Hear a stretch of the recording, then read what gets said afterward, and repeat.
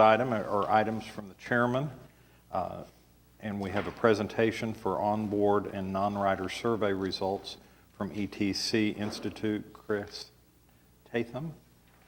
And this is Chris, and he's going to give us our report. Great. Well, it's a pleasure to be here. I was just here, I guess, 4 weeks ago for the city's survey presentation, so it's great to be back. For those of you who aren't familiar with our firm, let me see if I can get this to advance. Well, I may just point you there. Our firm specializes in doing research for local governments. This is just a map of where we've done community surveys over the last decade.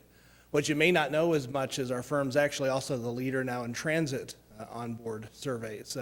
We've actually done 35 surveys for organizations in 27 states. We're currently doing 13 of them. So when it comes to understanding transit information, that's another area that we're now becoming the national leader in. So as far as, I guess that went the wrong way, there we go. Today's presentation, I just want to share with you the results of a couple surveys that we did. One was a non-rider survey, which really asked people in the community who aren't using transit a number of questions. The other was to get feedback from folks who actually use EMBARK services. So as far as the non-rider survey is concerned, it was really to give an assessment for what do people in the community think about the importance of transit service, measure their awareness of EMBARK and just really the effectiveness of some of your educational campaigns so that people know the new brand. And then frankly, to find out whether people who aren't using it would use it. Is there a cultural thing in Oklahoma City where people just don't ever use transit? Or are there things that could be done to actually encourage folks to begin using it? So that was the main purpose. The survey was actually conducted last spring. We interviewed a little over 800 residents that gave us results that have a precision of about plus or minus 3.5% at the 95% level of confidence. And in layman's terms, that means if we did the same survey 100 times, 95 times out of 100, we get the same results within about 4% or less. So it's a very accurate survey and gives us a good indication of what the average person who's not using transit in the Oklahoma City area thinks. As far as some of the findings, the first one is that the community generally thinks that transit is a high priority. And this first slide actually isn't from your survey. It's actually from the city survey I delivered a few weeks ago. You'll see of the top services that were assessed, transit was the fourth most important. The streets were clearly number one, but you'll see it made the top four. When we did some analysis of that, and we looked at the overall quality of services that are currently provided, in our analysis, public transit actually was identified as the third highest overall priority based on the important satisfaction analysis. So clearly streets is at the top of the list. That kind of dominated my presentation a few weeks ago, but transit is considered to be a very high priority by the general public. In addition, from your survey, when we just asked folks how important they thought it was to invest in public transit in the future, you'll see that 78% of non-riders actually think it's important. And you can see that combine the extremely important, 1 out of 3 people consider it a passionate. So even though very few people are riding it, in fact, none of these people are active riders, 1 in 3 thought it was extremely important for you to invest in the future of transit in the area. We then gave them a number of types of transportation investments that could be made. And what I found very interesting is that adding bus service, particularly for elderly and disabled folks, was the number one priority among a number of things that were assessed. General bus service, you can see, was a little bit below, but more sidewalks and trails for bikes, as well as widening roads and highways. Those are typically things that we would expect, but the service for elderly and disabled rate very high. And you'll see that only 10% thought it was a low priority. The other thing that was encouraging from this survey to find was just how well you've branded EMBARK in the community so quickly. Oftentimes it can take many years for folks to actually realize that a name of an organization or a name of a service has changed. When we asked people just to outright name what the public transit system was called, 51% were able just to rattle it right off their, say that's what it was. A lot of folks just weren't sure. And again, these are non-riders.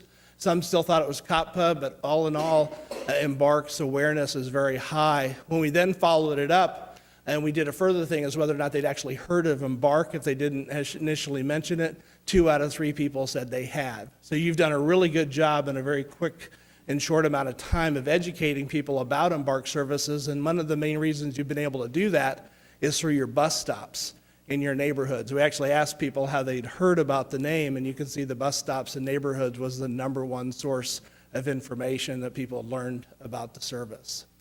In addition, we found that although that the level of awareness is high, the level of familiarity with services is low. And we know that that's one of the big barriers to usage. So even though you've done a good job kind of branding EMBARK, there's still opportunities to do more education. You'll see only 8% of people who are very familiar, of the people who aren't currently using it, were very familiar. And we also find that that's one of the challenges. We've done some work in the Kansas City area with Johnson County Transit and the KCATA, and we find that people will live by a bus stop and they drive by it every day, and they're like, one day I might take that to work, but they don't know how to do it. And so they just don't ever figure it out because it takes some time. So the education piece is one of the big barriers to getting non-riders to begin using the service.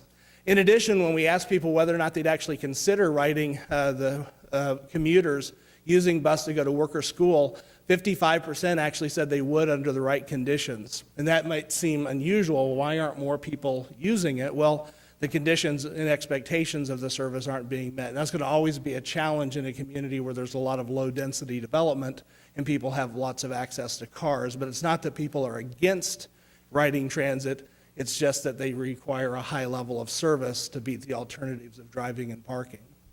When we also ask them about the characteristics of service that were most important, you'll see that on-time performance, frequency of service, and interestingly, availability of information were the top 3. And so again, the need to raise awareness so that people know how to use the service is actually one of the things that people thought was important in their decision to actually potentially use it in the future. So that's kind of the highlights. Lots more information I won't bore you with today, but wanted to give you a kind of an overview of what we learned from non-riders. The other one is the survey we did of riders. And the purpose of it was to really better understand who's using your system, how they're using it, identify opportunities for improvement. And frankly, we did a previous survey back in 2011, or at least you did, and we wanted to show some of the trends since that last survey. So this survey was actually conducted last November. We're getting ready to redo it here in a few weeks. The goal was to get about 1,000 usable surveys. We actually got over 1,200. And so the results for this survey are also very accurate like they are with the non-resident survey. And the first thing that we found here is that there's many new riders. And the reason this is important is it's kind of like if you're a company and you have customers, if you can retain your existing customers, it's a lot easier to do that than to attract new customers. And you'll notice that with some of the service changes compared to 2011, you actually have almost twice as many people who are using it for the first time. And so there are some definitely opportunities to how you interact with those folks and what kind of opportunities they see, and the benefits of using transit could cause them to use the service more and more. So that's one of the things, even as a strategy, is how do you go after that 15%? And once their car gets fixed, or they get a new job, how do you get them to say, you know what, using transit's still a viable alternative, not just using it as an emergency. In addition, I think it's important that you recognize that transit riders are employed and that the service makes a big impact on the local economy. We actually asked the current users, and you'll see that 50% of them were either employed full or part-time. Another 17% of them are looking for work. So 2 out of 3 of your users are part of the workforce. And so it's not just a social service, it's actually a service that's getting people to and from jobs each and every day. And when you look at some of the trends from the last survey, you'll see that work continues to be the #1 purpose, but the system is actually being used more than ever for people to also do shopping and errands. And so it's not just getting people to and from work, they're finding other ways to do things which are also having a positive impact on the economy.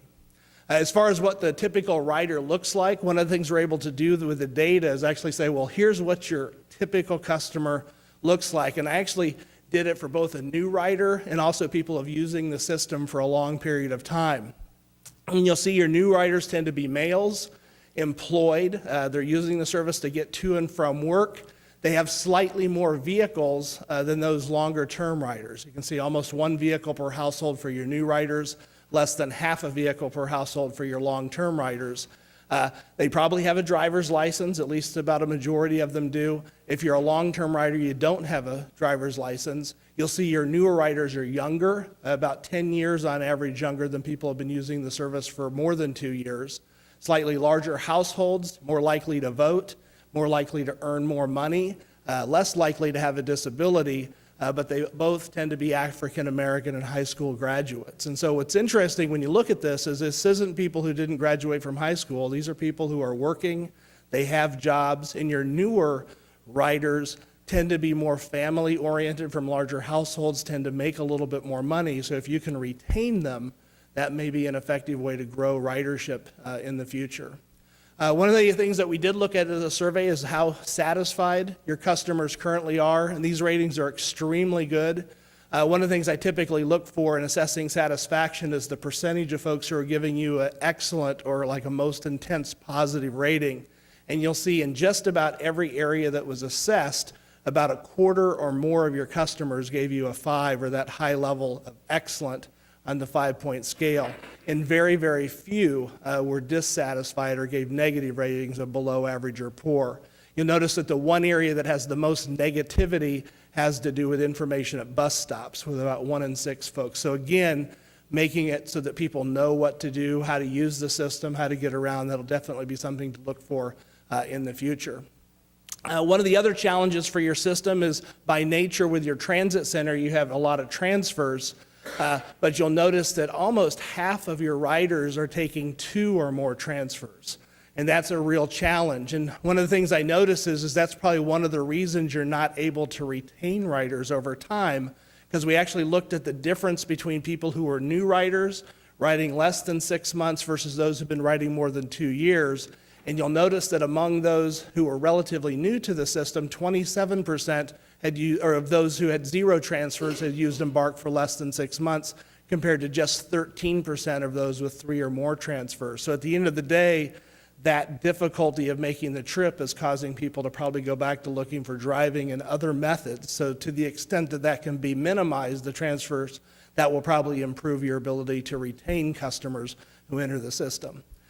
In addition, we looked at some ways to improve the service, and we assessed a lot of characteristics. And one of the things we did here is like we do with the community survey is we looked at your performance, which is shown on the vertical scale, kind of from the bottom to top, and then the stated importance of each of these service characteristics. So what you look at is everything to the right-hand side. Those are the characteristics that were most important to your current riders. Things on the left were less important. And as you go from the bottom of top, those at the bottom were the areas that were rated lower or had lower satisfaction. And the things to focus on tend to be those in the bottom right. And you'll see 3 areas, at least for your choice riders, as having buses arrive on time, frequency of service, and information at bus stops were identified as 3 of the things that you should probably focus on to improve your ability to serve the needs of choice riders. We did the same thing for those who were identified as transit-dependent riders, those who typically don't have driver's license and low incomes and don't have access to cars. And you'll see that safety while waiting for buses, the frequency of service, and also the ease of locating the stops were the 3 things that were most important to that group. In addition, we gave them a list of things that they could take a look at, and you'll see the top 3 things that improvements that respondents wanted to see were more routes to more places or expanded coverage of service, more buses running later, and also more shelters at stops were picked, all of those by about 1/5 or more of those who responded to the survey. Last thing I'll share with you here is just some findings regarding the impact of your sidewalk and benches and shelters. We took a look to see whether or not these are really making much of a difference. And what we found in the analysis is that these additions don't significantly enhance the overall positives, but they greatly reduce the negatives. And what you see here, for example, is people who got on at a stop that didn't have any of the amenities. You'll see that 12.2% of them were dissatisfied or gave negative ratings for EMBARK services. People who had all 3 amenities, it was only 4.4% gave negative ratings. However, you'll see that the overall positives didn't change that much. And we also found that if you only do sidewalks and don't do everything, you don't get as much of bang for your buck. It's almost like you people's expectations are for you to do everything, not just one or the other. So that's, in other words, they'll see one attribute and they'll think, well, why didn't they do these other pieces here as well? The result of that is rising expectations that's likely to occur. So just to summarize, I know this is a lot to give you this morning in a short period of time, but you should be really proud of the fact that you've done a great job in a short period of time of raising awareness about who EMBARK is, what the organization is, and your brand recognition has come a long way in a very quick and short period of time. Second, the general public, non-riders, thinks that transit service is very important, and a third actually thinks it's extremely important to make future investments for transit, even though they don't use the service. We see overall satisfaction ratings being very high, but there's a need for continued information, which was the lowest area of the service characteristics that were assessed. And frankly, under the right conditions with the right service, you may be able to increase transit ridership. And I think one of the best places to start would be with the current riders, those who are riding 6 months or less, figuring out how to retain them. And that may help you see ridership over time grow. So with that, I don't know if you have any questions, but I'd be more than happy to answer them. Okay, thank you, Chris. Are there any questions from the trustees? I'd like to make sure, first, thank you so much for your presentation. As someone who's taught English composition at the college level for the last 7 years, I cannot stress enough how much I appreciate your research. Research. And your polling methodology, I really appreciate that. I don't think that's something that anyone watching this right now should discount. So I really want to take time to pause on that, so thank you. And also to ask that every board member be able to have a copy of this. Is that something that we could do? Yes, the presentation we can make available electronically. We'll provide a copy of the presentation, then the full survey as well. Thank you, and thanks again. Yeah, thanks, Chris. This is really great. One of my questions is, are we planning to share this with the council? At the discretion of the trust, we certainly can. I mean, I think it'd be a good thing for them to have that information and share with them, because I think it shows the progress that we've made, but also, you know, some of the strategic areas that we could target to help make improvements. So it's really helpful. It's really good. Thanks. My question is, when are we doing this again? The survey was done November? No, spring. Well, part of Yeah, it was spring, part of it We're was... actually getting ready to do the onboard piece again here the next, about the next few weeks, actually. Our plans, permanent plans, are to do the non-rider survey every other year, and then we'll do the customer rider survey each year, which, as Chris mentioned, we're beginning to conduct shortly. I just had one observation. The very lowest thing that was important to anybody was park and ride lots, noticed on the survey.